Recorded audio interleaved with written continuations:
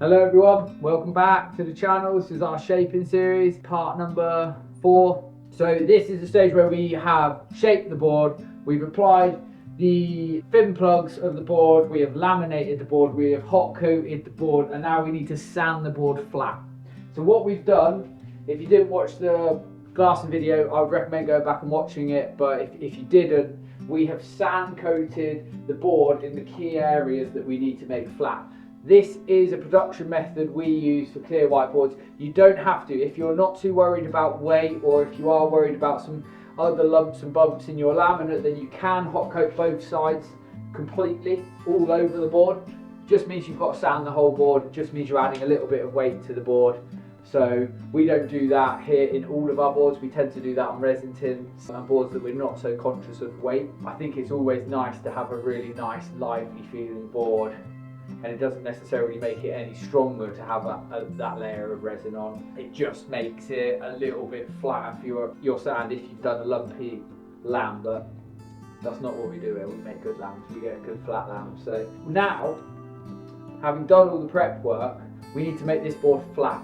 I need to turn this board into the shape that it was before I started laminating it. So none of these lumps and bumps and raised parts on the plugs, and you can kind of see the joins in the lap there that I'm kind of bridging with the hot coat. I need to blow that all in and make sure it's nice and flat, because after this we're going to hot coat the board top and bottom, which is our final gloss coat of the board, which will be sanded flat to our finished product. This stage here, very important that you maintain the board's integrity whilst making sure the board is nice and flat. So I'm going to take you through that right now. I will skip to voiceover because obviously sanding is quite noisy, and I've got some nice little pointers that I use whilst I'm doing the sanding. Just before we start, I'm using the EP4 Milwaukee sander polisher, best in the business in my opinion, best balance between torque and weight. You can get the battery ones where they feel much nicer when you're shaping, but for sanding they don't quite have the torque in my opinion.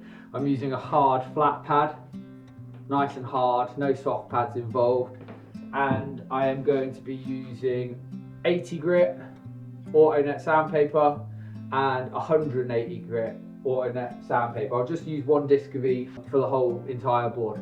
Without further ado, let's get stuck in, let's get on that machine, get our master on, get the fan on, and let's turn this board back into its former glory of flatness and curvedness that I started when I shaped it.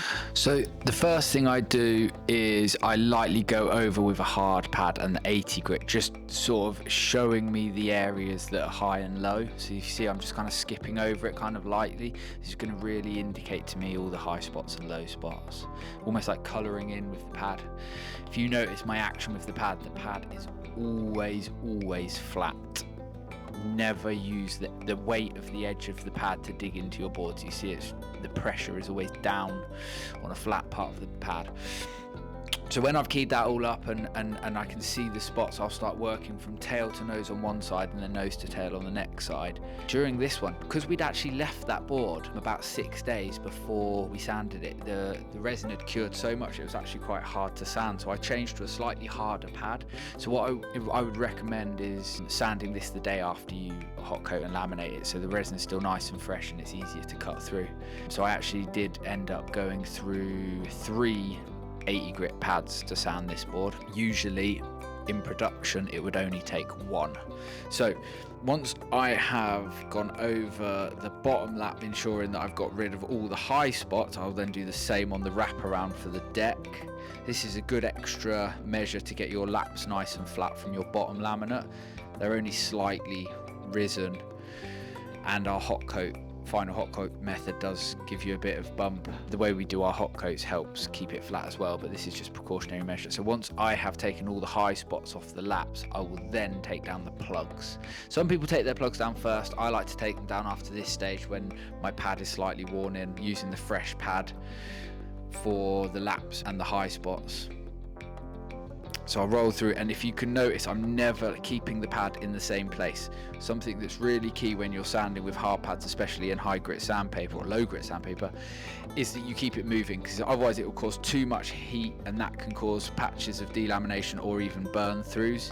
The idea is to keep the max strength integrity of the board on the board. So you don't want to be grinding cloth off in order to get it flat. You want to be smoothing it all in with the hot coat that you've applied. Now that my plugs are flat, I'm going over the whole lap again, making sure I've nailed it.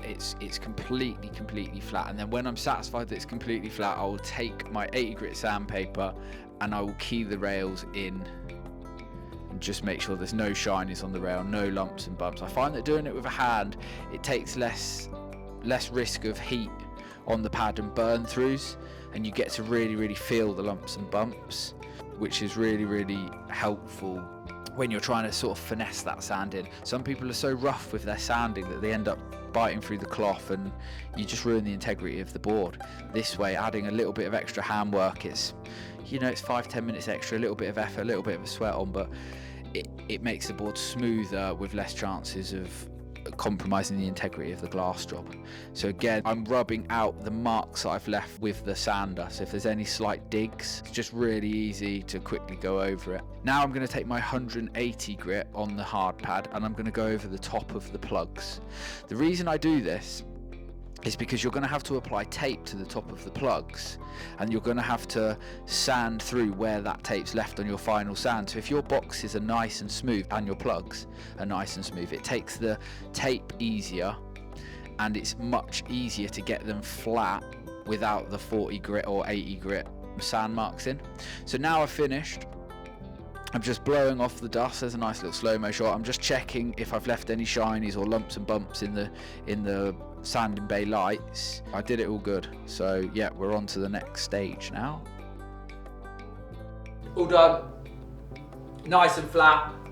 Ready to have its hard edge and its final gloss coat, so we can then finish down the board. Couple of things. We left this board a little bit too long. Ideally, you want to be sanding.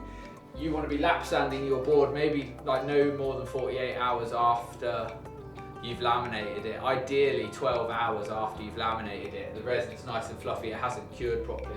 This one was actually really well cured, so I had to use a couple of pads.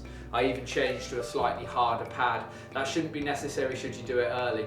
But a couple of keys if you are leaving it late like we did on this particular board is harder pad, lower grit sandpaper, more patience, and more sandpaper. Don't try overworking sandpaper for no reason because you'll end up burning through the board.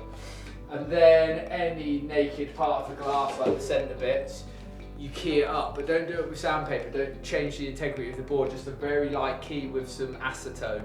Just liven the resin back up so it will get a really good bond on your final coats.